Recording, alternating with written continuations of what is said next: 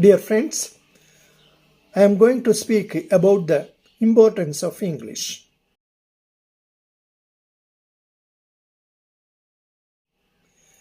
We know that Indians possess great literary languages like Sanskrit, Tamil, Bengali, Marathi, etc.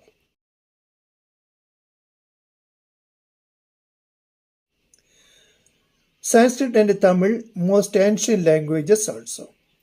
It is considered that Tamil is the furthermost ancient language. Due to historical reasons, in the modern world, English, French, Spanish, Portuguese, German, Russian, Mandarin, Chinese more prevalent. English, French, Spanish, Portuguese, etc. languages prevalent due to they were possessed so many colonies in the world.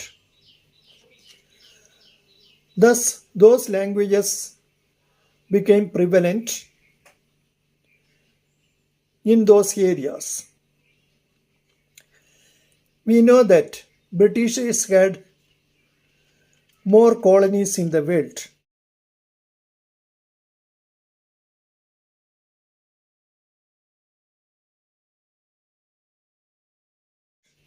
Therefore, their language, English, spread more areas in the world.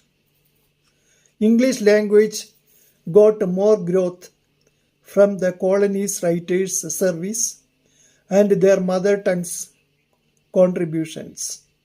Thus, English language grown much better.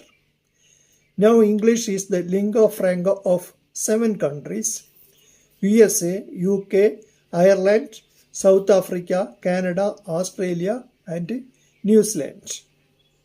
English is the second language in India, Russia, France, Pakistan, Bangladesh, Sri Lanka, etc. F.G. French said, by accidents of history and by the rapid spread of industrial development, science, technology, international trade, and by something like an explosion in the speed and ease of travel, and by all the factors which have broken down frontiers and forced nations into closer interdependence, English is become a world language. It is the means of international communication. There is no other. Mahatma Gandhi said,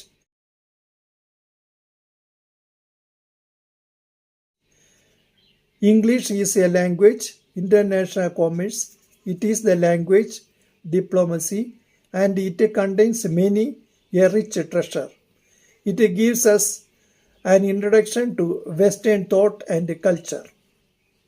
English is the pipeline for the streams of knowledge. The observations of the Radhakrishnan University Education Commission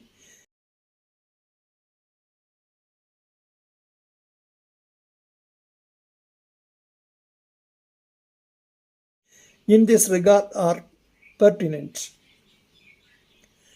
Yet English is a language which is rich in literature, humanistic, scientific, and technical.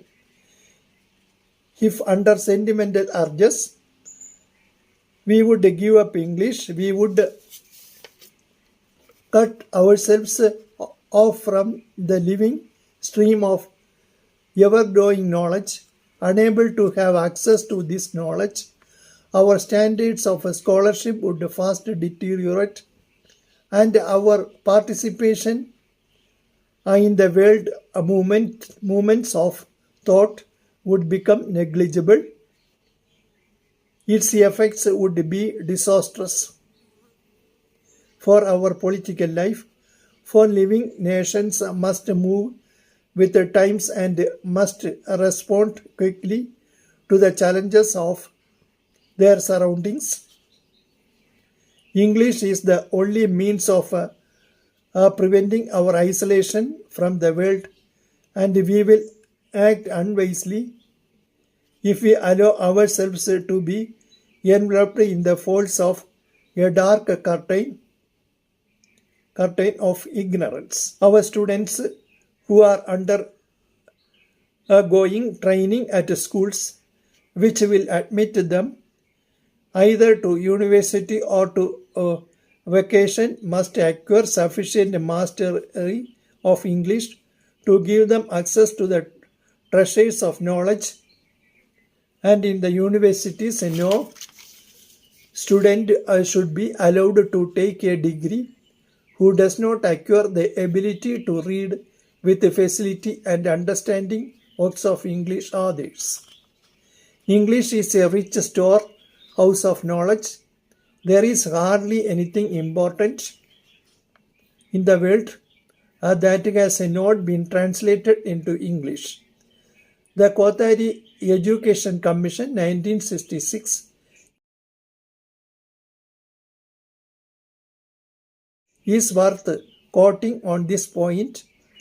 While the goal is to adopt the regional languages as a medium of education, we should like to stress again that this does not involve elimination of English. In fact, English as an important library language would play a vital role in higher education. No student should be considered as qualified for a degree, in particular a master's degree, unless he has acquired a reasonable proficiency in English or in some other library language. The implications of this are twofold. All teachers in higher education should be essentially bilingual in the regional language and in English. And all students, and particularly postgraduate students, should be able to follow lectures and use reading materials in the regional language as well as in English. English has served and is serving as a link language at two important levels. First, English is responsible for our contacts with the outside world. Second, English serves as a link language in India.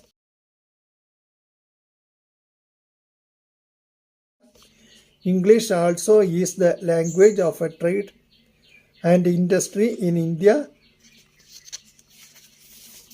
Not only that, the official correspondence between the Union government and non-Hindi speaking states is conducted in English. It is true that Hindi is the official language of the country. Even then, English is used increasingly for the interstate purposes. English has served as a unifying factor in the country. According to my opinion, we wanted to make a proficiency in mother tongue, our lingua franca Hindi and English. So many new books are published in India about new research findings, any scientific findings, new books published in any other language, then those matters translations also easily available in English.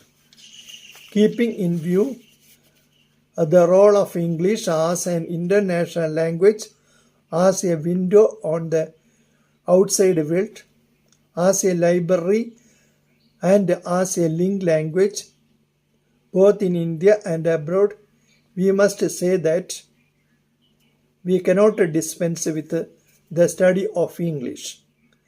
Thank you to all. Bharat Mata Ki Jai.